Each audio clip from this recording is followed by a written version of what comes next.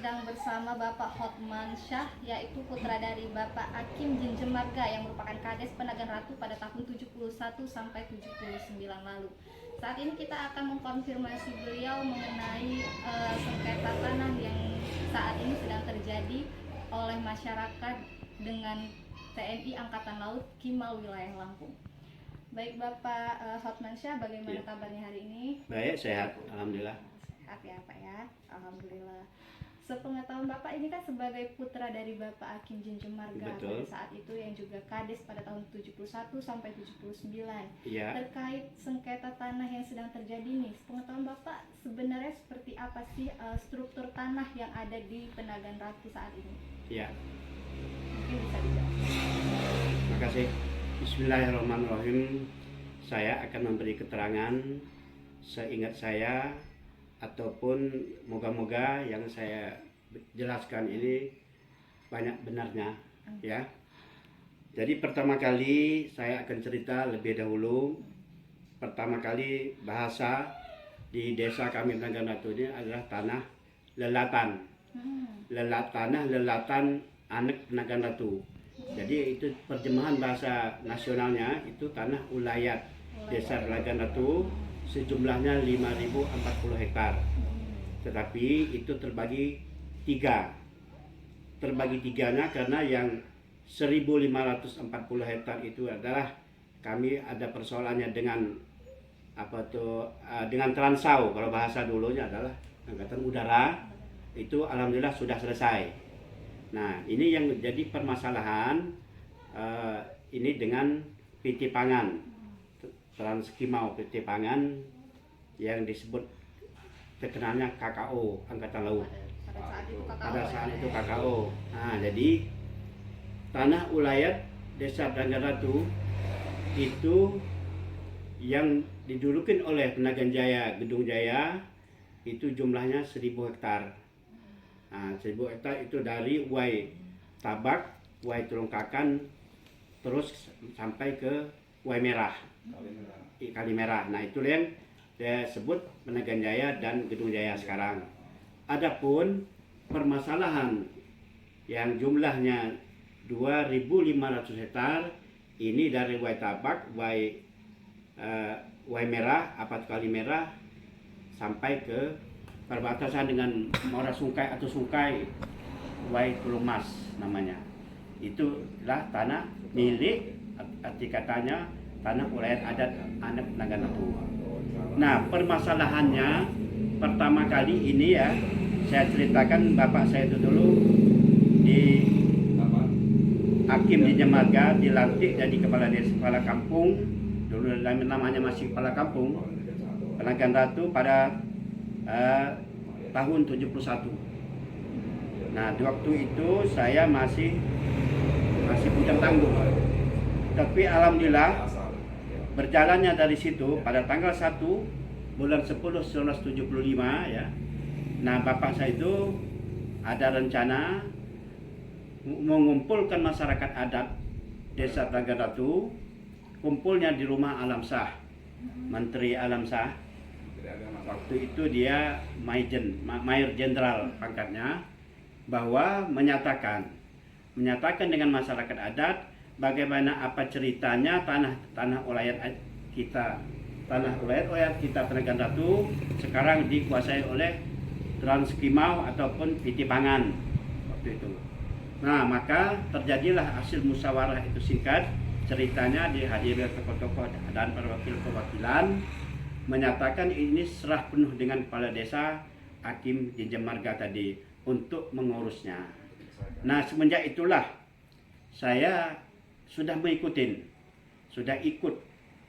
Bahkan saya waktu itu bapak saya punya kendaraan mobil jeep, karena masuknya dulu nggak bisa dari sini, belum ada jembatan di Kampung Pasaran Kai ini untuk nyeberang ke Wairarem. Maka lewatnya adalah lewat di Kali Cinta ke Temilir. Nah, masuknya di Simpang Macan di Perokimal itu yang masuknya ke Dorowati. Saya terus yang menjadi supirnya siang malam untuk mengikuti bapak itulah. Nah, makanya saya sedikit banyaknya insya Allah keterangan saya tidak menyimpang dan tidak bohong, ceritanya banyak benarnya. Nah disitulah terjadi pembukaan yang pertama kali yang dikuasakan di lapangan waktu itu namanya Bani.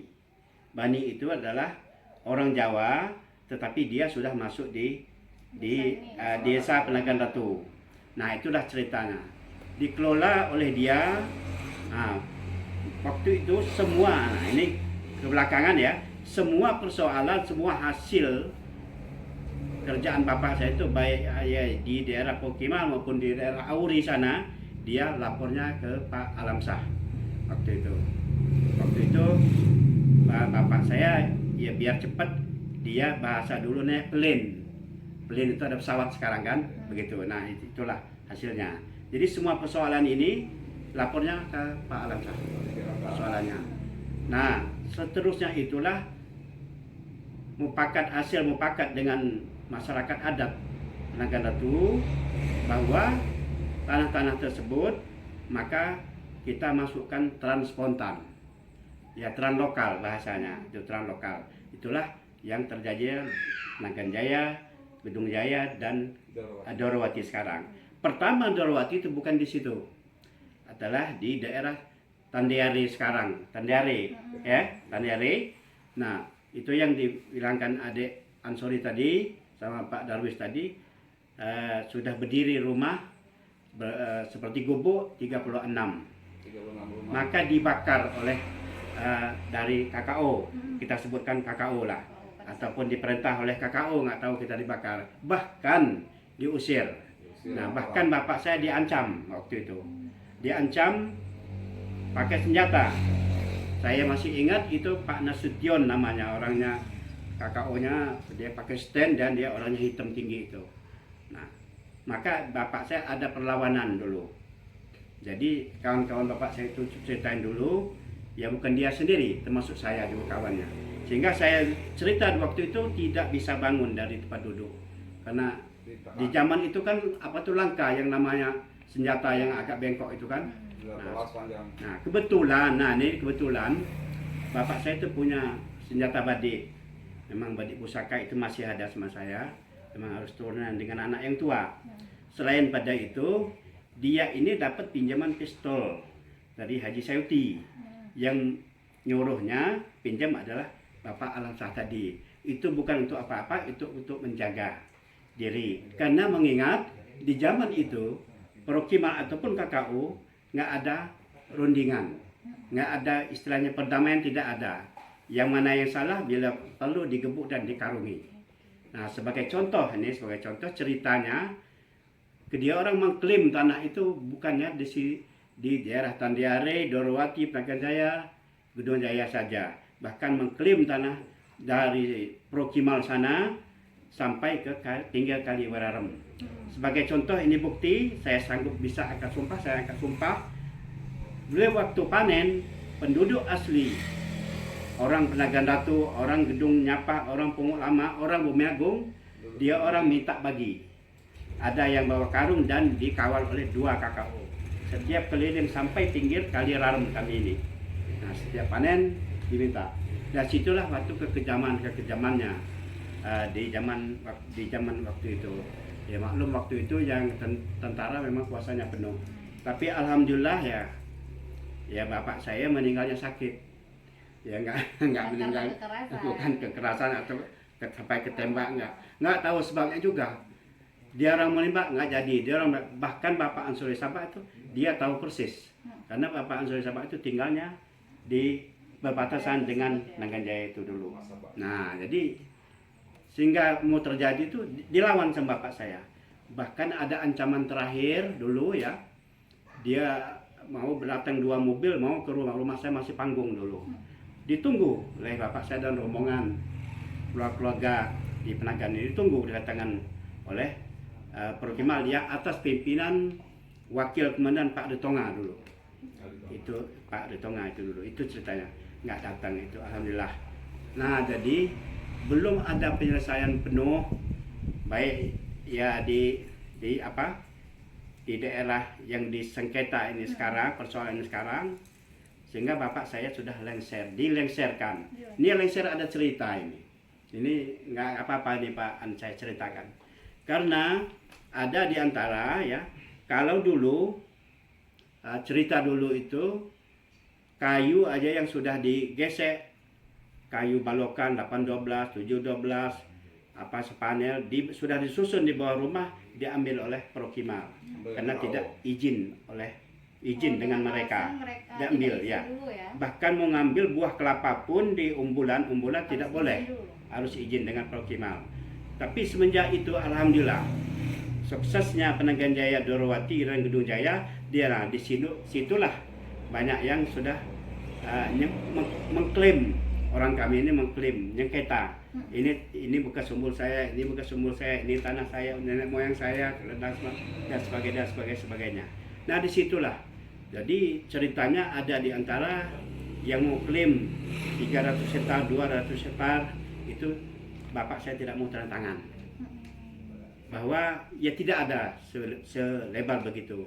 Nah, karena sebab itulah bapak saya itu dilengserkan. Nah, nggak perlu saya ceritakan orangnya, orang yang sudah meninggal semua ya. Nah, ini perlu saya tegaskan, tanpa ada tanda tangan Hakim Jenjang Marga seperti Joni Erik ini ada tanda tangan Hakim Jenjang Marga, itu baru sah. Kenapa? Karena semulanya itu penyerahan dari masyarakat adat ke kepala kampung Hakim Jenjang Marga. Maka saya bilangkan kalau tidak ada tanda tangan Hakim Jenjang Marga tidak sah. Itu sebabnya, saya ulangi, sebabnya karena itu sudah penyerahan sama masyarakat adat dengan kepala kampung Hakim Jenjang Marga. Nah itulah permasalahannya. Jadi permasalahan sekarang bagaimana bentuknya, seperti tanah yang permasalahkan ini, ya kami mohon masyarakat adat Desa Pelanggan Ratu, karena ada spesialnya tanah itu adalah sudah ada perundingan dengan Pak Alamsyah, Menteri Alamsyah itu dengan bapak saya serta kawan-kawan, bahwa itu ada khusus untuk masyarakat adat Betani, selain pada yang sudah dimasukkan lokal spontan seperti Penagan Jaya, Dorowati dan Gedung Jaya, itu ada khusus tanahnya untuk Betani. Nah inilah permohonan kami dari masyarakat adat Penagan Ratu, dan serta isinya ada yang orang-orang di desa lain itu kami minta pulangkan tanahnya. Itu permintaan kami. Nah masalah ya tanah Joni Erik ya sudah termasuk di dalam sisa daripada 2.500 hektar tadi. Berarti kalau dihitungan di sini ada hitungannya 1.360 hektar lagi tanah kami yang diklaim oleh KKU sekarang. Saya ulangi, tanah Erik sudah termasuk di situ. Saya ulangi lagi, kalau tidak ada tanda tangan dari Hakim Jenjang Marga tidak sah masyarakat manapun. Nah saya ulangi, karena penyerahan masyarakat adat Nagan Ratu itu kepada Hakim Jenjang Marga. Itu sebabnya, bukannya dia yang raja tanah, bukan. Itulah ceritanya. Nah dalam hal ini ya mohon pada bapak-bapak yang berwenang atau yang berkuasa, mohon betul kembalikan tanah masyarakat adat kami Penagan Ratu seutuhnya, bahwa kita menjaga hal yang tidak diinginkan, yang sudah, yang namanya bentrok fisik ya itu saya ceritakan, sudah dibakar rumah, bahkan mau tembak-tembakan dengan bapak saya itu. Kalau boleh tahu kekerasan tersebut masih diingat nggak Pak? Terjadi pada tahun berapa sampai almarhum orang tua bapak dilengserkan? Kalau masih ingat. Kebanyakannya di tahun 76. Di tahun 76 yang kekerasannya. So saya ikut terus. Ke markas sana aja saya ikut. Saya masih ingat betul. Komandan itu Prokimal itu dulu, KKU itu dulu, dia nepuk meja. Bapak saya nepuk meja juga. Jadi saya ada kawan, kami ngintip. Nah, saya ngintip, kami itu diusir pakai ini. Pakai senjata las panjang. Iya, pakai senjata las panjang. Pergi katanya. Itu sampai di situ. Jadi kalau waktu itu pahit luar biasa. Saya bukan basa-basi, saya anaknya sudah mengikutin terus karena saya dulu putus sekolah ya, maka saya bisanya nyopir. Kalau saya punya mobil jeep, saya bawa jadi supir dia terus. Kadang-kadang nangis saya. dan apa ceritanya. Bahkan saya di dalam hati saya mau apa memperjuangkan ini. Alangkah banyak orang yang mau enak bapak saya mau di ujung peluru. Tetapi bapak saya yang bilang kan kalau dia apa itu batu terendam katanya. Kalau kapung dia mumbul katanya. Kita harus perjuangkan di tanah masyarakat adat Nagan Datu. Jadi pada saat itu terus memperjuangkan hak masyarakat. Nagan Datu. Dan dia juga mengatakan ada pun katanya ada inkilab-inkilab di dalam tanah tersebut katanya ini kita tidak bisa tutup mata. Tetap kita pikirkan dan ini kita juga memperjuangkan atas nama masyarakat adat Penagan Datu. Pada umumnya ya baik di gedung Nyapah maupun Pungut Lama, Bumi Agung yang ada di situ tetap itu disisihkan dan diberi kasarnya. Itulah ceritanya, singkatnya cerita. Kalau boleh kita ketahui terkait ada yang permasalahan yang termasuk terjadi kepada keluarga besar Joni Erik dan masyarakat lainnya, bagaimana sih tanggapan Bapak selaku tokoh adat Desa Penagan Ratu ini? Ya kalau tanggapan saya itu yang saya sudah katakan dulu, saya katakan tadi, tanpa tanda tangan bapak saya yang namanya kepala kampung Hakim Jinjang-Marga itu tidak sah. Kenapa saya berani katakan tidak sah? Bukan karena dia raja tanah, bukan, dia yang punya, bukan. Karena tadinya resmi di tahun tanggal 1 Oktober 1975 dia mengumpulkan masyarakat adat di Rumah Alam Shah. Karena Rumah Alam Shah itu lapang besar dulunya. Kumpul di situ ya. Dia menceritakan bagaimana tanah wilayah kita, lelatan anak kita katanya, yang dikuasai oleh Auri dan KKO sekarang itu, KKO namanya. Bagaimana kita akan berjuang sama-sama, apa kita akan urus sama-sama. Ini pun nanti saya akan lapor ke Alam Shah katanya. Dia memang ceritanya cerita agak ini ya, agak panjang dikit. Karena selain pada Alam Shah itu memang keluarga kami ini satu rumpun tadinya. Bapak saya itu waktu di zaman Jepang dia pernah jadi tentara dulu, angkatan api, angkatan perang Indonesia. Bahkan dia cerita dengan saya, dia pulang, disuruh Alam Shah pulang, nggak usah kamu jadi tentara, biar saya sendiri yang jadi tentara karena kamu anak tunggal. Jadi biarlah saya yang jadi tentara. Kalau saya jadi tentara ya semua kita artinya jadi, kata Alam Shah. Nah itu cerita maka kedekatannya di situ. Bahkan dia orang berteman dari kecilnya. Itu cerita lain pada keluarga. Maka segala persoalan ini bapak saya orang lapangan, jadi segala persoalan dia lapor dengan Alam Shah. Itu ceritanya. Ya untuk membantu secara administrasi tulis Haji Daud Hasan namanya. Ya, saya ikutin terus. Karena saya supir bapak, saya ikutin terus. Nah di samping itu ada juga Ibrahim Sarif mantan kepala negeri dulu awalnya. Tapi ternyata ujungnya pecah. Nah, pecah mungkin cerita saya yang semula itu. Itulah ceritanya. Oke, terakhir Pak, mungkin Ya. selaku tokoh adat di Desa Penagan Ratu ini mungkin ada yang ingin disampaikan kepada pihak Kimal terkait dugaan ini agar masyarakat itu mendapatkan kembali hak-hak mereka. Iya, saya di kampung khususnya 3 Serangkai ini, bahwa soal adatnya yang banyak didengar itu adalah saya. Nah, tokoh utamanya adalah saya. Jadi karena saya dulu berapa kali bapak saya nyuruh saya menjadi kepala desa lagi, ambil kepala desa, saya tidak mau karena trauma, karena bapak saya dilengserkan.